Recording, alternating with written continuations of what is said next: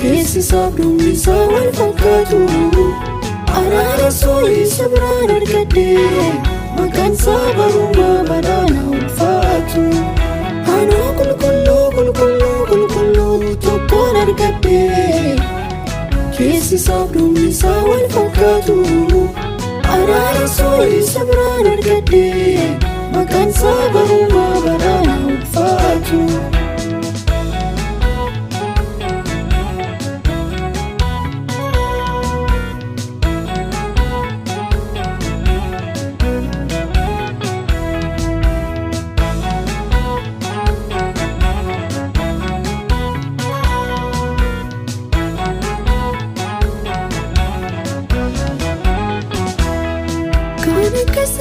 Sajiran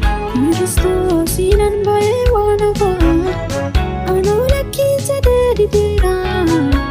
Oji biya lafa Kana kasae sajiran Kristoosinan bae wanava Anola kija dedi dira Oji biya lafa Barbu Yesus arkana wiya Sarka jireenyi bara bara isaan gaarii jedhee jiraachuu na wayya Sarka waan hundumaa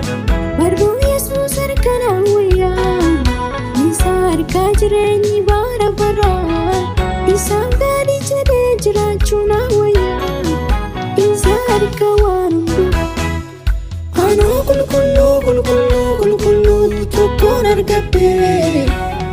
keessi sabdumni isaa wal fakkaatu araara soorii sabiraan argadhe maqaan isaa barumaa badhaana ulfaatu anoo qulqulluu qulqulluu qulqulluu tokkoon argadhe keessi sabdumni isaa wal fakkaatu araara soorii sabiraan argadhe maqaan isaa barumaa badhaana ulfaatu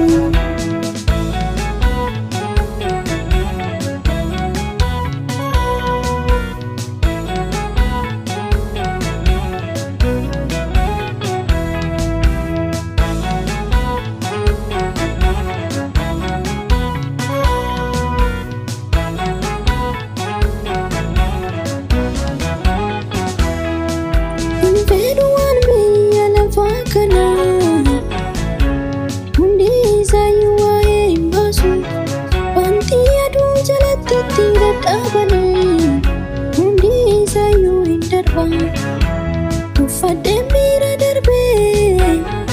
akka kositti ilaalee jireenya tokkoon argadhe kan namni narraan fudhanne Uffadheen bira darbee akka kositti ilaalee jireenya tokkoon argadhe kan namni narraan fudhanne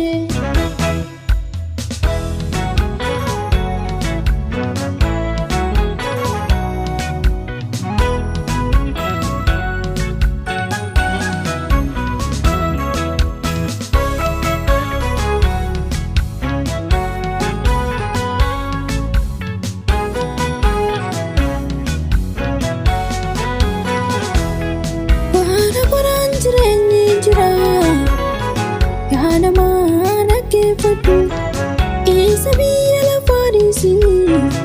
gooftaa kee jilbeenfadhu waan darbuuf hin jilbeenfadhu taasumaan waan darbuuf hin gugguufu gonkumaa barruu Kiristoos harka nuuf jira waan hundumtuu barruu Kiristoos harka nuuf kenna waan hundumtuu anoo qulqulluu qulqulluu qulqulluu tokkoon argadhe keessi sabdumni isaa wal fakkaatu araara soorii sabiraan argadhe maqaan isaa barumaa badhaana ulfaatu anoo qulqulluu qulqulluu